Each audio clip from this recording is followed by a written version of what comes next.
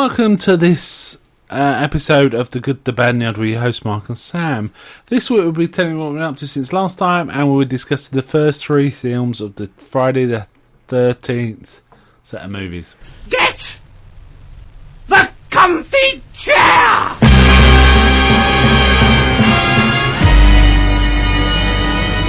Hi Sam. Hi. Okay, what have you been up to since last time? I've played a few video games, Arkham Origins, GTA 5, and some Modern Warfare 3. And I've watched... I haven't watched that much. I've been mainly watching... What are the games like? Arkham Origins is really good. Really cool. Yeah, I just got myself a Vita. In fact, I went in the shop and asked for a Vita, and they looked at me like I was mad. I got myself a Vita, and it's kind of fun. It looks really cool, but I haven't had a chance to play on it much. But I'll probably be reporting on that a bit more. But I want to get the Arkham... Well, that leads me back to... I want to get the Arkham game called Blackgate for it. But yeah, all right, tell us all about Arkham. It starts off with Batman hearing about a breakout of Blackgate prison. Yeah. And the Black Mask is breaking out, and in that process he kills Commissioner Loeb. Okay. Who was the commissioner before Gordon, but... Yeah. The dodgy one. Yeah. Mm-hmm. And then he breaks out and there's a pretty cool boss fight with Killer Croc. Oh, nice. Which, is it like the Arkham Asylum one where you have to basically keep battering in it while he's running towards you? You have to, keep doing these long combo punch strings on him to wear him keep down. Him on his feet, yeah. Oh, okay, yeah. But there's he's kind of more and less crocodilian in this. What do you mean? Well, he's smaller in Origins, and it looks like more skin and less scales. Okay. It's like scaly on his shoulders, his forearms, and some other, and sort of dotted about him, but otherwise it's skin. So how's he more... he tries to bite you. Oh, okay. I see. What's the new Batman and Joker like then? Well, they're both actually really good. Batman's sort of... It goes the more like angry loner sort of thing. Yeah. Batman has in year one. And the Joker's alright. The Joker's the Joker. You can't really have a bad Joker. Oh, yeah. Yeah, maybe. What's he like compared to Hamill, say? Well, he sounds pretty similar, and he's got pretty much the same Joker. It's the same writers, I think. So. Okay, he's not a letdown then. He's a bit more sadistic than the Joker. He's messing with Batman and much more. Like, Bane's got him in some sort of lock, and Joker's got all these, Looney Tunes style TNT detonators on his desk, done up as Christmas presents, and he's like, which one? Okay, yeah, this one smacks one, and this building in the background just blows, completely destroyed. Oh man, Batman goes nuts, of course. Yeah. Okay, that sounds pretty good. I need to play this. I think I need to have a go sometime when I've got a minute. But honestly, after about the third of the way through the game, the original premise, the one that's been advertised out the arse, about 8 assassins all trying to kill Batman, become side missions. They're side missions, aren't Yep. they? Is there Robin in this, or any Catwoman or anything like that? I don't know about Catwoman.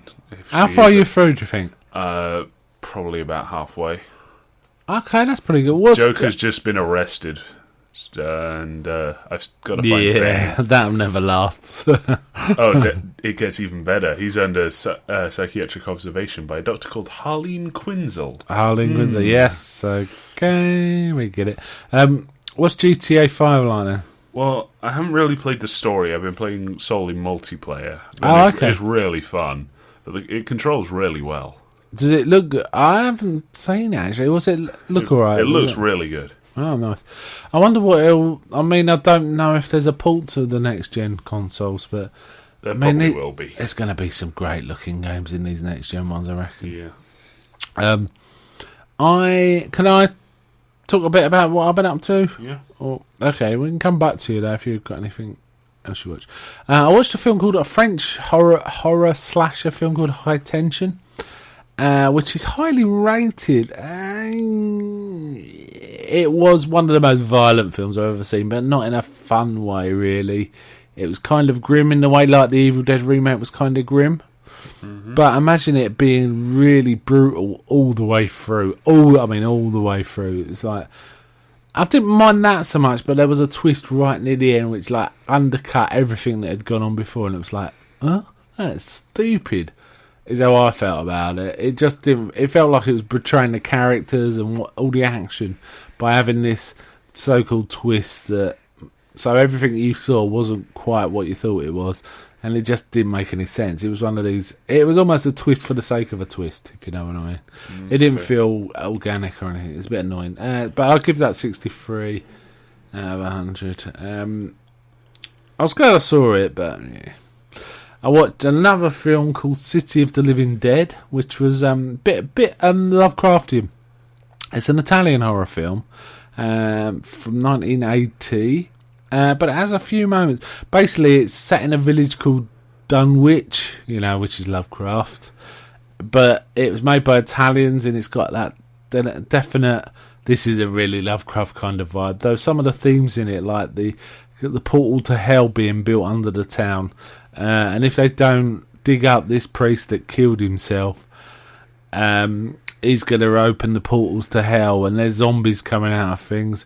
There's a few quite effective moments. There's one bit where this girl sees a vision of the hanging priest. This is days after he's hung himself and he's been buried or whatever, or maybe even weeks, and her eyes start bleeding. It was done really well. They obviously used just red eye drops and just cut appropriately, but it looked really good. But then straight after that, she started vomiting up her own innards, which was pretty nasty.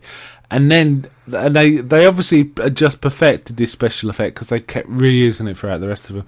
There's one point this guy's trying to get her boyfriend who's with her starts to try to get out of the car and he can't, and she just grabs the back of his head and starts squeezing, and you kind of see brains coming out through her fingers, which is alright once, but they kept using it for different for different deaths, and it was like, oh, yeah, we've seen that one. There was another good bit where this woman was buried prematurely, and you see her in the coffin screaming and getting hysterical and starts scratching the lid so much so her fingers are starting to bleed because she's trying to scratch through the material in the coffin lid. It's kind of really creepy, that bit. And then there was a really good special effect where this angry father held down this young lad. Yeah, he wasn't a lad, he was a man, but a youngish man, and put a drill through his head sideways, like a drill on a lathe kind of thing, and putting a drill in his head. The special effect was really terrific, but it wasn't that good a film. It was alright. Again, it's another one that I think is kind of highly rated. It's directed by Lucio Fulci, who makes these gory horror films. It was alright. Not much more to say about it, really. And then I watched a rom-com called I Give It a Year, which was 50 out of 100. Very, very bland. A lot of the comedy wasn't very funny. The best bit about it, by far, was Steve Merchant was in it, and he came out with these hilarious, really inappropriate statements at the wrong time. And he was giving a best man speech, for example, and he said, a best man's only got to do 3 things. He says, make sure the groom gets here, that's 1. Make sure you bring the rings, that's 2. And shag one of the bridesmaids. So I'm feeling lucky, and then suddenly it cuts to the bridesmaids, and they're 2 little girls about 6. And then he goes, oh, maybe not, maybe not. It's like, oh God, how could he say that? It was very funny. But apart from him, it weren't all that. I also read a book, The Long Walk by Stephen King, or writing as Richard Bashman. He wrote several books under a different name. One of them, most famous one, probably was what was that Arnie film where he was in the Hunger Games? I don't know. The Running Man. That was one of the books. But this Long Walk is a similar thing where it's youngsters have to compete to the death, but it's a long walk. They just have to walk till there's one left, and that one's the winner. And they walk for days, and it's kind of about them talking while they're walking about their lives. It's a really, really good read. It's one of his best books, in my opinion. Is that appeal to you, that kind of thing? Nah. Okay. Basically, it's the book The Hunger Games wishes it was, and I think even Battle Royale wishes it was in terms of character development and human drama. You know, it's really good. Okay, that's what I've been up to since last time. Not that much. What about you? Anything else other than the games? Did you say you watched something? Yeah, it was the most recent episode of Avatar: Legend of Korra. Okay. Was it good? It was pretty good. So you right up to date now, so you're watching them as they're on or something? Yeah. Oh, okay. So how many have left in this series? I'm actually not sure. I think it might be just a few more, because the last series was only like 12 episodes. Okay. And I don't know how many this is going to be. Well, we might be watching some Avatar for one of our future podcasts, eh? We were talking about maybe doing 10 episodes at a time per podcast, something like that. I'm doing a similar thing with Star Trek on the sub podcast, The Good Bird and the Odd One Out. I've been doing Star Trek, if anyone's been following that. And we thought you and I would do something with Avatar. Going back to Series 1. So what, should we do all three? Work from that way? Over time. Okay. Yeah, I'm keen to, but not all at once, but 10 at a time or something like that would be kind of cool. Okay, shall we get into Friday the 13th then? Yeah, okay. Okay. Are you tired of film podcasts where the hosts exist in a constant blissful state of agreement? I mean, the main characters are two of the dullest main characters I have ever encountered in any film. Well, you're in luck. Let me introduce you to Chinstroker and Punter. One is an ex-film student with a penchant for David Lynch and art cinema. The other is a man on the street. Listen in perplexed and horrified terror as we tear apart one film a week. It just really It's not visually striking. No. Just getting confirmation. It's just that's the third time though. I mean, is this on? You can find us at chinstrokerversuspunter.podomatic.com. So come and share the victory. There can be only one. Okay, this is a long-ass franchise. Several films, apparently 13 novellas, various comic book series. Probably one of the more iconic characters of the 80s horror boom. I've probably put Freddy slightly higher, but Jason is a very distinctive character. Came out in 1980, directed by Sean Cunningham. On obvious riffing on Halloween here in terms of what it was trying to achieve. What do you think of the first one, Sam? It was pretty boring up until the end. Yeah, it wasn't great. It didn't have the panache of Halloween, did it? Really, No. It just didn't. It was a very. It was almost like watching a TV movie where they were allowed to have blood. That's what it felt like to me. It was kind of flat on the screen. Most of the actors weren't very good. Even Kevin Bacon didn't really shine. He was in it in one of his. The one actor I thought was good was I don't know. It's 30 years old. We could do spoilers, can't we? Yeah. Yeah, it was Jason's mother, played by Betsy Palmer. I can't remember her name. Something Voorhees, obviously. Pamela Voorhees. She was a good actress, but this really wasn't that good. But it brought in a lot of money, so it led to all these sequels. There were some cool deaths. Some of the special effects were kind of cool. The standout one for me was Kevin Bacon's, really. What do you reckon? It was... Nah? Yeah. It was kind of low down on Friday the 13th kills we've seen so far. Yeah. It was just an arrow through the throat.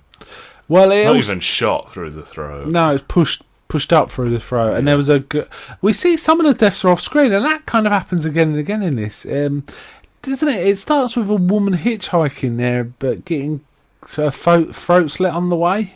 Is that right? Yeah. And then there's Crazy Ralph. There's this guy that's wandering around who's warning people about the lake and, the murders. Oh, actually, the film starts with a couple of murders, doesn't it? It's set in the 50s. Yeah. 20 years before. A couple about to have sex and, bad things happen to them.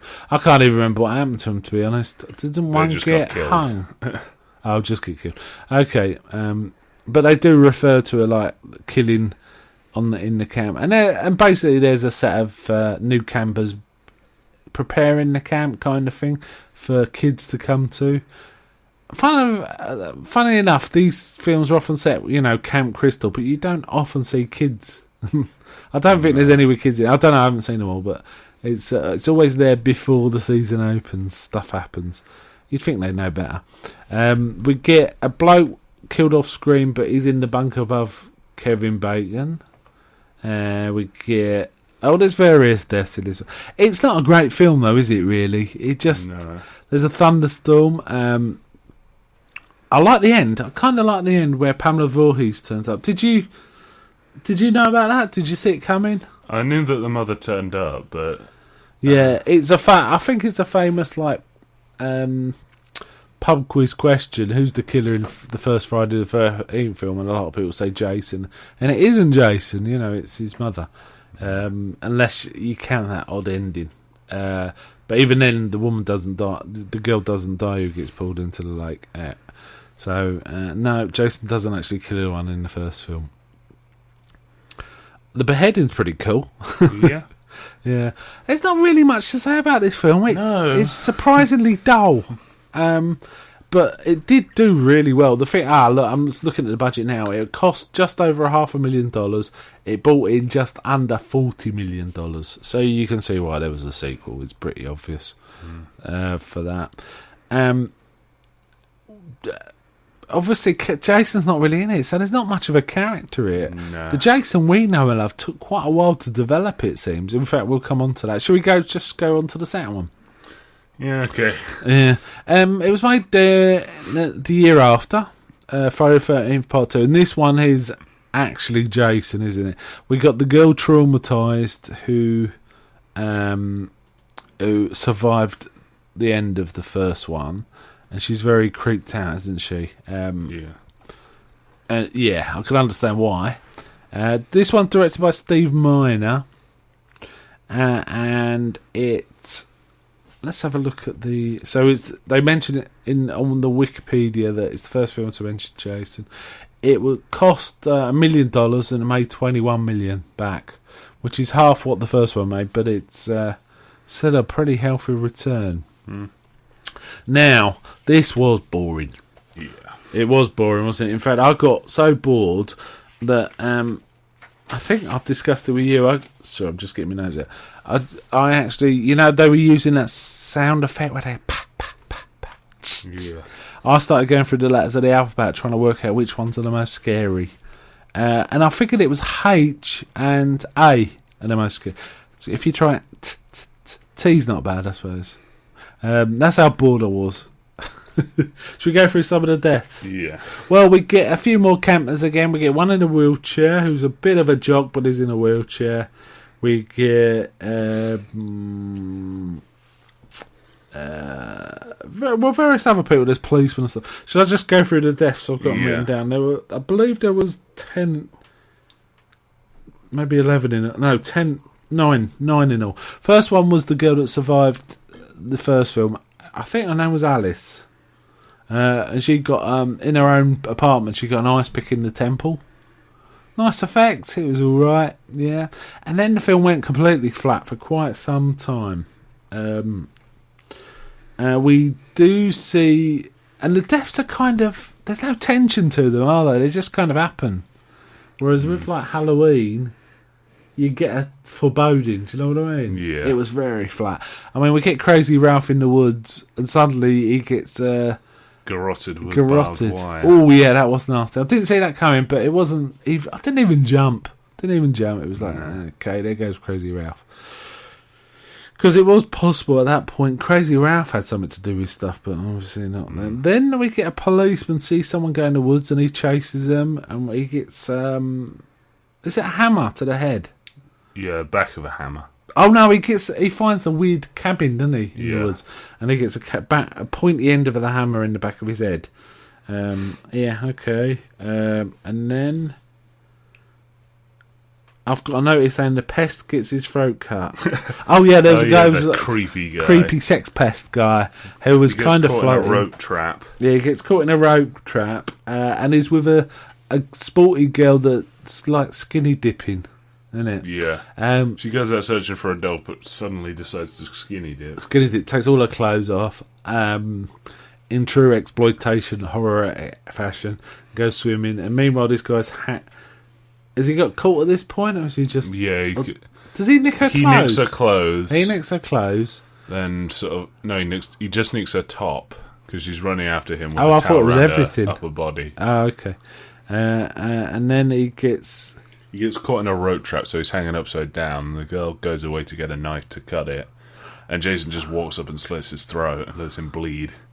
Yeah, or bleeds. It bleeds out, doesn't he? Yeah. And that's... Hold on, let me have a think. There, so we don't see the skinny dipper die, do we? We just see her dead later on. Yeah. By the altar of Jason's mum. Then the wheelchair. Then it starts raining, and the wheelchair guy's wandering around, and it's kind of this girl's flirting with him and stuff. So he thinks his luck's in, but he goes outside for reasons that escape me, and Jason sticks a meat cleaver in his face, and then pushes him into the water. It's a meat cleaver. Yeah, in his face, and then he rolls down the hill a bit like the joke. There's a jokey bit in one of the Naked Gun movies where someone's in a wheelchair. Oh, O.J. Simpson. He's in a wheelchair and he goes rattling downstairs. It kind of reminded me of that. And then there's a couple. Are they doing it in a hammock? Yeah. And does Jason come in and spear them? A guy... yeah. If I remember rightly. Yeah. I think. Yeah, there's certainly a spear goes through two people at once. Yeah. Yeah, it says here, the sex... Jason goes upstairs and kills Jeff and Sandra as they are having sex by double impalement with a spear. Yeah. Then the wheelchair guy's flirty girlfriend, I don't know what she is really, she gets, I think, stabbed in the stomach. I think so. I can't remember that much. Yeah, I know. It was dull. But then the last girl left, she actually it gets a bit interesting. She actually finds the altar of Jason's mum's head. And then she pretends to be Jason's mother, doesn't she? To try and, just by talking to him in a stern voice. Which I thought was quite a nice she was going to pick up the head and balance it on her hand and pull up the collar. I actually saw this film 20 odd years ago. I saw Friday the 13th 1 and 2 on a double bill. They were just showing it after they'd come out. Must have been 85, 84, something like that. And I remembered it that way, so I must have thought at the time she was going to do that, but she doesn't. That bit's alright, I kind of like that. Then another guy we thought had died turns up, doesn't he? And starts fighting. Grabs Jason for a bit and then gets killed immediately. Yeah, and then he doesn't know, does he? He comes and rescues her. Yeah, he comes and rescues her. Then Jason gets him for real this time. Yeah, and Jason's mask comes off, and we see a really quite terrible makeup job. It was better. Actually no, it was all right. Better than 3. Yeah, sorry. Yeah, I'm getting it confused with 3. Yeah, no, it wasn't bad.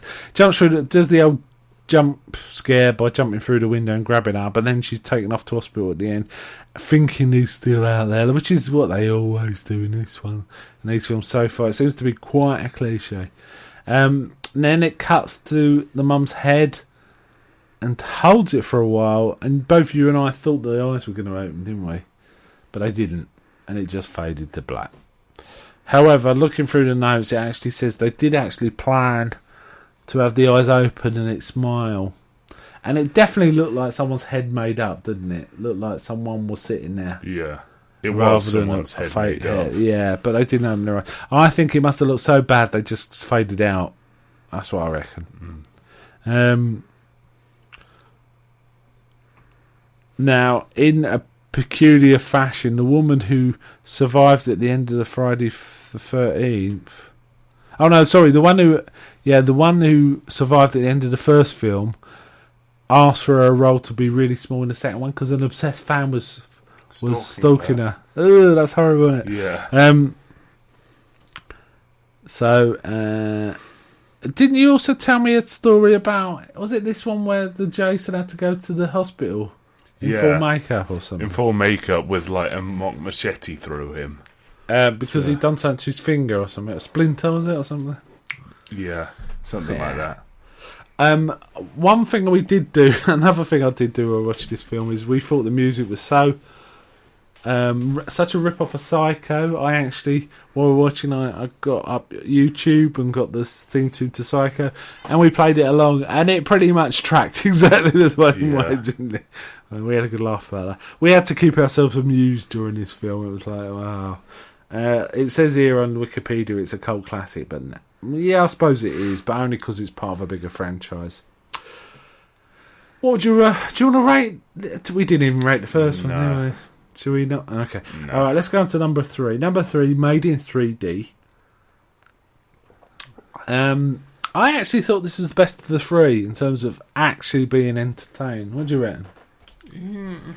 1 was okay, 2 was flat. Yeah, 3 was the best. So. 3, I've made a note. I've got a running note here of all the deaths, which there were 12. And also all the 3D moments, which were goofy, right? The first death and the 3D moment involved a rat. But the first few deaths involved this couple who...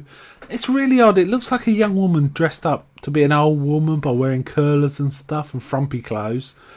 And then her husband, who's got beer hidden in the outside toilet. Yeah. He literally walks through his shop, eating stuff and putting it back on the shelf, drinking Sunny Delight. In his own shop, yeah. Honestly, I think it'd make Sunny Delight healthier. But Yeah, probably would. A bit of pre-digestion. And he gets it with a meat cleaver in the chest, and then his wife goes out and is calling him.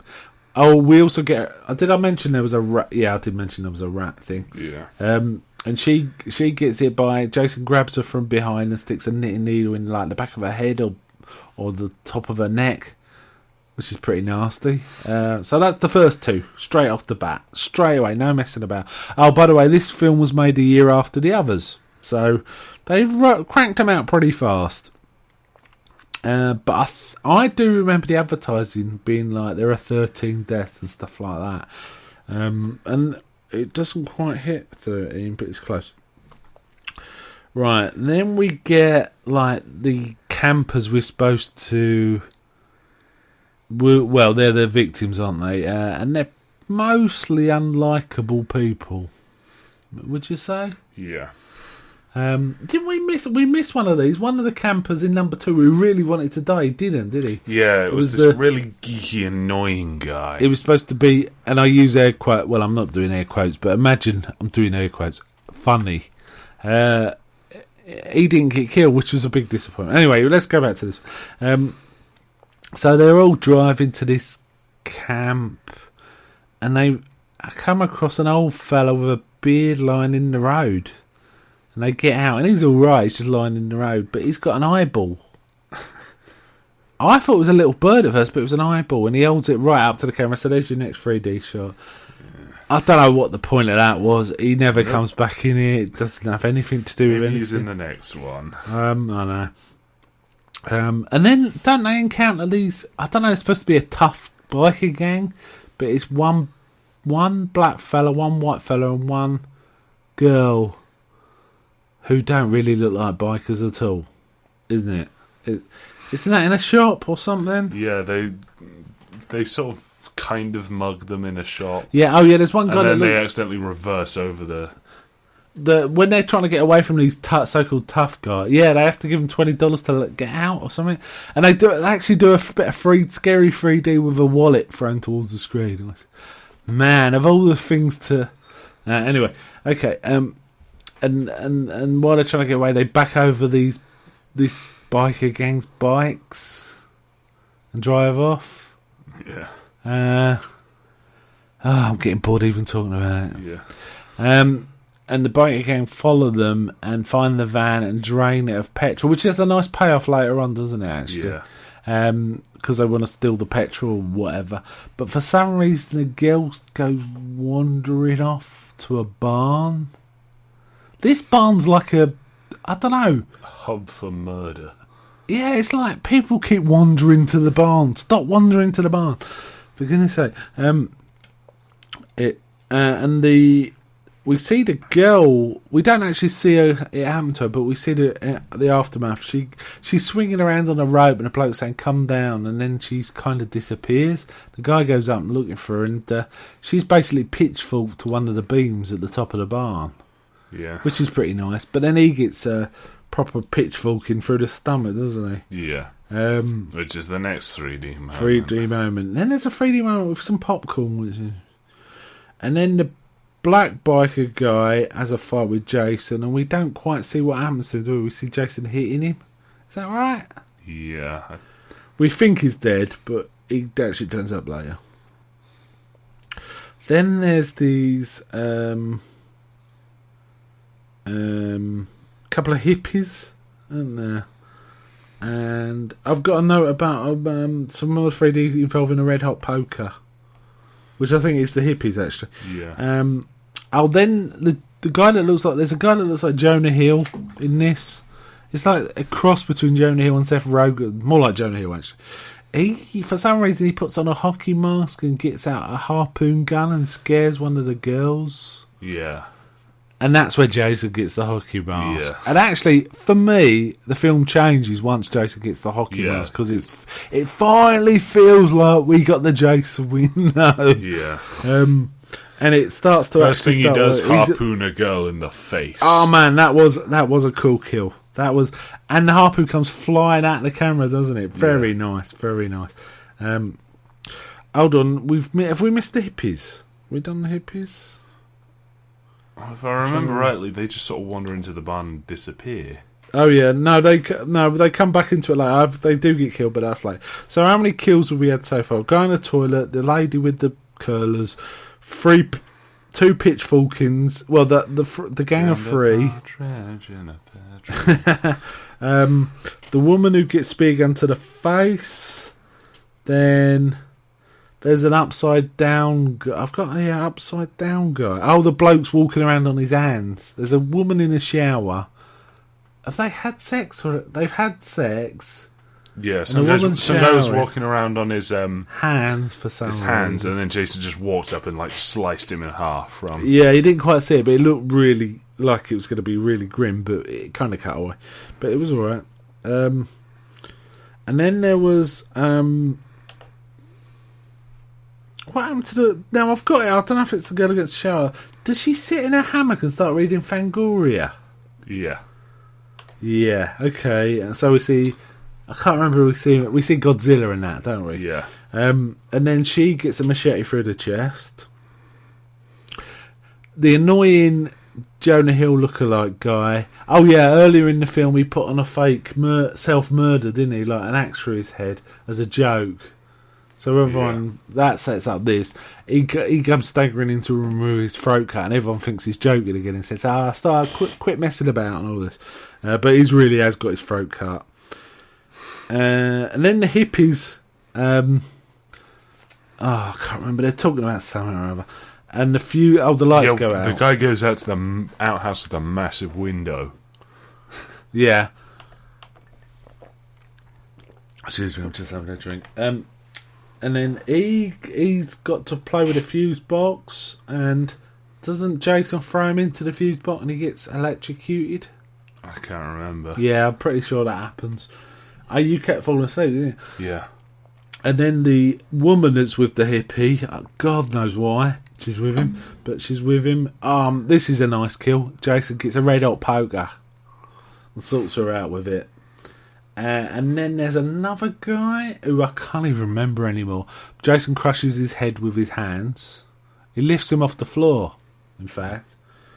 And then doesn't the black biker turn up again Yeah. and get hacked to pieces or something. Again, it's kind of off camera, it's hard to tell. So that's 12 dead. Then the woman starts fighting Jason. Now this is a reasonably decent bit, isn't it? Because she's actually giving it some. She's not just running away. She's actually fighting him in place. And they're kind of reprising bits of Halloween, like locking herself in a cupboard and stuff like that. And then she stumbles across some of the corpses, which is a common horror trope. Jason gets stabbed in the hand and is it the knee or the leg?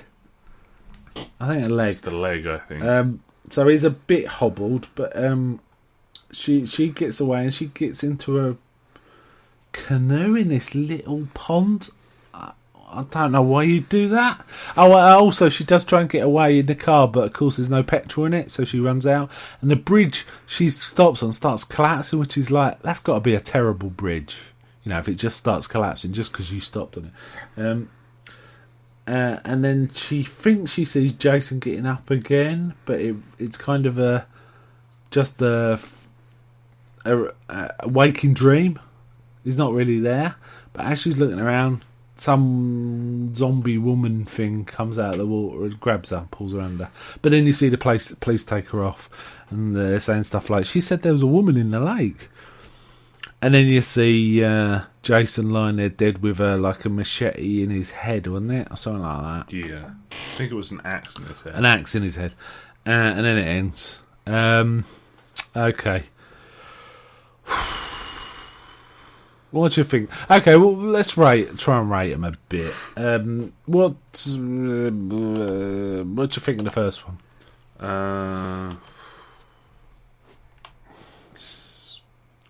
60. Yeah, I'll say 60, yeah. Second one? 55. I'd say 52, but, you know, we're close. Third one? 65. I'll give it 62. I think it was marginally better than the first one. Then I have to say, I don't think these are anywhere near as good as or as entertaining as the Freddy ones we've been watching. No. Now, the Freddy ones are goofy. Freddy but ones, fun. it was kind of an inverse of this. It started off really good, then sort of slowly got worse. This seems like it's going to get far better. Yeah, it was really nice to see Jason in the hockey mask. Yeah. And like I say, apart from Jason X, the only ones I've ever seen these are the first 1 and 2, and I saw them 20 odd years ago. And I remember them being okay. I remember jumping once, which is the jump scare at the end of film 1. But I thought they were okay. But rewatching them, I thought, no, they're not okay. They're pretty poor. I think these are films that kind of got to be more like people think they're better than they are because they're familiar with Jason. But it was pretty dull. But I've heard number 4 and number 6 are meant to be pretty good. So I'm kind of looking forward to seeing. But we're going to have a bit of a break. I don't think we can just trundle into these. They're too dull, aren't they? Yeah. Yeah, no, I can't really recommend these, to be honest. I think if you're I've got a feeling the later films are going to be better, and if you're a completist, you'll want to see it from the beginning. But you know, it's Jason.